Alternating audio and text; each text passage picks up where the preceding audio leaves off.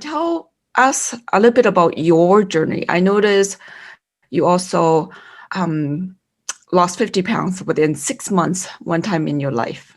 And I would like to know what kind of mindset were you in order to shift that mindset just when after you go?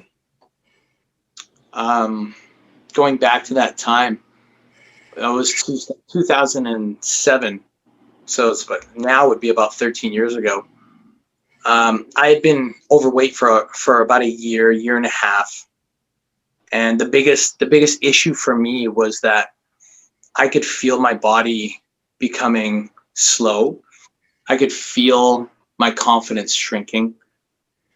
Um, I could just feel that my entire being, like living, was becoming difficult. And it wasn't difficult just because of the weight. The weight was definitely a problem because it was 50 pounds more than what I was used to carrying. So I was always tired. My back was always sore. I mean, that was the main issue. But the bigger issue on top of that was just how I looked at myself throughout my life during those times. Like, I used to be the guy, if we would go and play sports. Let's say we're going to go play something simple like badminton or basketball or, outdoor football. I was used to being one of the guys to get picked first, and I wasn't. Or we would spend the afternoon, me and my friends, on the weekend. We'd go hang out, do something simple like play video games, and then go out at night. Everyone they wanted to go out at night. That 13 years ago, me being younger back then, late 20s, and I didn't have the energy to go, or I'd force myself to go, but I was just tired. It was like living life during that time was hard in the sense that I just didn't feel normal. I didn't feel like me. And it wasn't until I took part in my first real dedicated martial arts class. I say dedicated because I had dabbled for so many years before that. It wasn't until I started taking part and really got serious about my training that I realized, well, shit, I got to do something about this, because every time I walked into that training room, I was literally surrounded by men and women who were all fit. Like, I was the most out of shape, uh, gassing out, slow as hell. I was at the bottom of the rock pile. I mean, I'm a little hard on myself by saying that, but it was literally true. Everybody there in that training room was so fit that I had to make a choice. And the choice was get good at my game, like, let's get going, let's get better, or quit. And I had quit on so many other things in my life prior to 2007. So I knew what quitting was like, that I was too scared to quit. I was way too scared to quit because I knew what I was going to get. I knew that if I had quit, I would have to live and suffer with the disbelief that I wasn't good enough, or maybe I didn't perform well enough, or, like all of these doubts, like maybe I can't do it. Maybe it's really true. Maybe I really suck at this. Maybe I can't be good at anything. Like, pre 2007, that was the majority of my life. And it was in that moment that I said, okay, this is one thing that matters to me a lot. So it doesn't matter how hard it is, I'm going to find a way. Mm-hmm. And there was like no exaggeration. The first 4 months was so grueling because all I knew was, if you work out harder, you should get more results. Mm-hmm. I did that for 4 months, not changing my diet, not increasing my water, not even eating healthy. I mean, I was eating fast food and drinking a lot of alcohol because my friends were party animals during that time. And 4 months later, I looked the same. I performed a little better. So instead of being dead last in the group, I was like second to last, third to last, And it wasn't until I looked over and there's this guy at the time. He was about 45, 50 years old around that time. He'd been there before me about 6 months prior to, and he was one of the bottom of the rock pile guys too. Like, he was always coming in last too. So me, with that mentality back then, I thought, not so bad. I'm third last, but he's dead last now. So it's okay. I'm okay now. It's all right. I don't want to be first. I don't want to be last. Maybe somewhere in the middle, closer to last. Good enough. But one day we're doing our warm up, and the warm ups back then were crazy. They were like warm up, 300 push ups, 100 burpees, 400 sit up. Like, it was just really intense. Warm up was an hour and a half. Mm-hmm. And I remember halfway through this exercise, this guy, I forgot his name. I wish I could say it now so he could see this video, because he was one of the guys that really pushed me over the edge and try harder. But this guy was just zipping through the burpees like nothing. He was zipping through all the body weight movements like nothing. The whole room started looking at him like, what the hell you want? What are you doing? Like, how are you so good all of a sudden? And he just looked at me. Like, I remember asking him that. And he looked at me and he said, just eating better. Honestly, I'm not even working out more. I'm just being careful what I eat.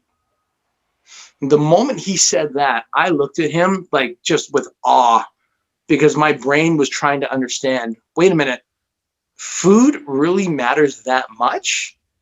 It's 2007. I'm young. I don't know my left from right. I'm not a fitness guy during that time.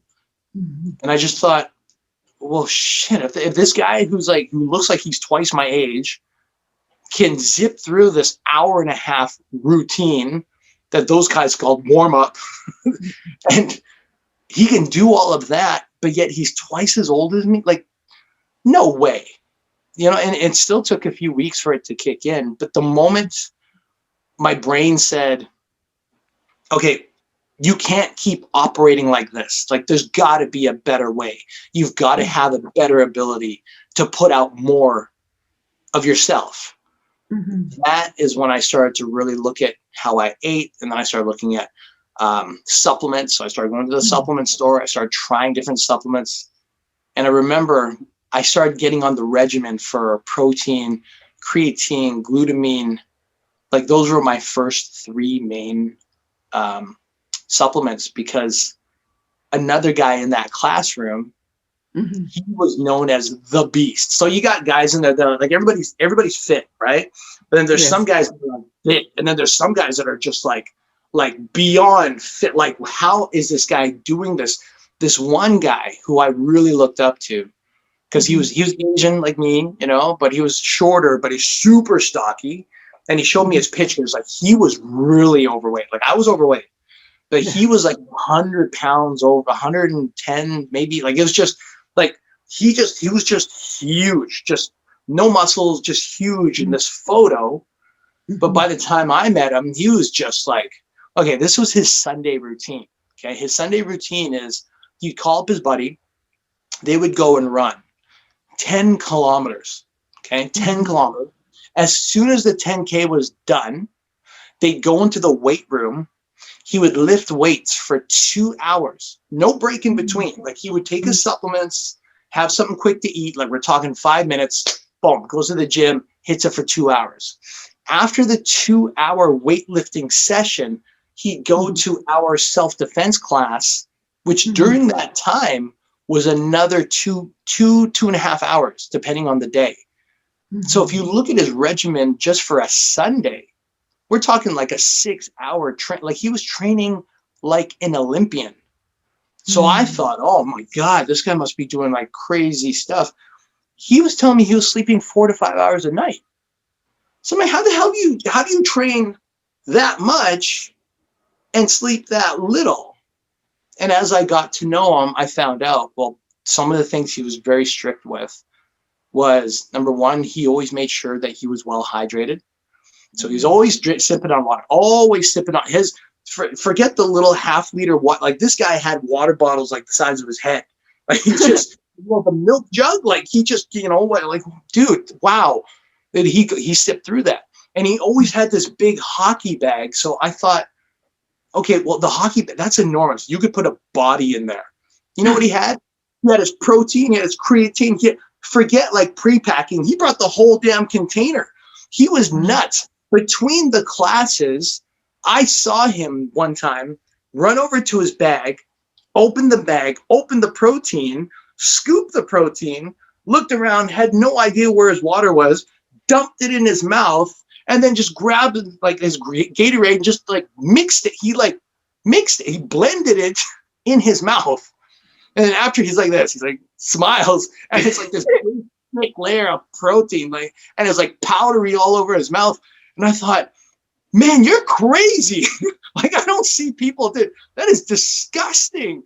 But you know what? I couldn't judge him because as soon as class came on, he's leading class. He's running the warm up. He's setting the drills. He would call out 30 burpees. Okay, guys, go 30 burpees. He'd do it with us. Mm-hmm. And he would finish before the rest of us finished. Like, this guy was just on another level. So to make this long story short, what really drove me was the pain of being not at my best, not even feeling good. Mm-hmm. But what really kicked it on top was to meet all these people who were better performing, who started off worse than I did, and figured out how to bring out the best in themselves. Like, when you get around people who just don't quit, who just don't understand the thought of failing, like we fail, like there's micro failures where every day we mess something up, right? But in the grand scheme of the process, they just still keep going at it. And then they learn, well, what did I do today that could have been better? And then they do it tomorrow and something messes up. And they go, what did I do today that could have been better? And they keep doing that day after day. You watch them progress. Getting around those kind of people makes us unstoppable, where anything that we think is limitation becomes nil. It becomes like a baloney story. So association really, really kicked it off for me, because my God, like those times I met guys that were younger than me, they were kicking my ass. I met guys older than me, they were kicking my ass. I met guys that were, my age, and they were kicking my ass. Like, everybody in there was excelling. So that association was the biggest key, besides being uncomfortable with my own body during that time. Thank you, Allan. Yeah, it's because of you and all your boys in your team inspire me. If I wasn't in your class, I probably wouldn't have that kind of inspiration. And because of you, you showed me what's possible. I basically opened my eyes to the fitness industry. Right. And and for you, it was people in your class. So for a lot of the women and ladies out there who wanted to move forward, but yet haven't had that kind of environment, it's best to perhaps get somebody to inspire them to what's possible, what they are doing, that they can do too. Yeah, I agree with what you're saying. When people, in this case, we're talking about females, in their 40s, 50s, 60s, when they don't take the action consistently, a lot of times it's just because they don't believe it's possible for them. Like, they might believe a little bit, but on the other side of the fence is this massive disbelief. Like, I've never been that person before, or I don't know how to do it, or like, or I don't think I'm capable enough, or I don't think I'm good enough, or I'm not disciplined. I'm too lazy. All of those things come out of our mouths or in our heads when we just don't think that we're cut out to do it. But the truth is that we're all capable. It just boils down to, literally first is belief level. It's why we talk about belief so much. It's because all that other stuff of how to do it, like that's important for sure. But nobody does the how until they first are clear about their why. And we can think about it all day. We can ponder on the thoughts all day. But what really pushes people to take action, that really ignites them, is when they communicate with other people that have had bad circumstances and have still managed to find a way to get the results they want. Like, when we see those kind of people, when we communicate with enough of those people, eventually the tipping scale starts to lean in the other direction, and our minds start to go, okay, wait, shit, I've been giving myself a hard time all this time. maybe it's actually not that hard at all. Maybe I can actually do that too.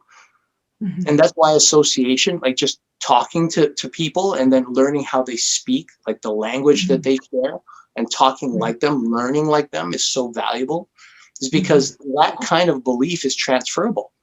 That kind of mindset is not just for the certain type, the gifted per se, or the lucky few. It's not like that. It's just a willingness to be around those kind of people and learn how they live, and taking a part of how their belief sets are and incorporating that into us. Like nothing changed for me until I started to believe it was really possible for me. 4 months of training, and I saw a 5-pound weight loss difference. And I was still slow. But it's because I was walking into that classroom thinking everybody else is better than me. I'm just trying to survive. Hmm. Listen to that language, right? Like That's I'm just interesting. That's yeah, interesting when you say that.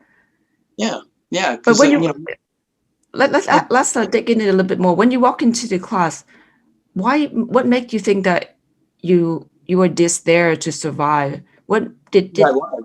I was literally surviving. Like think about that warm up, right? Like you got 300 ah push-ups, you have 400 sit-ups, you have 100 burpees.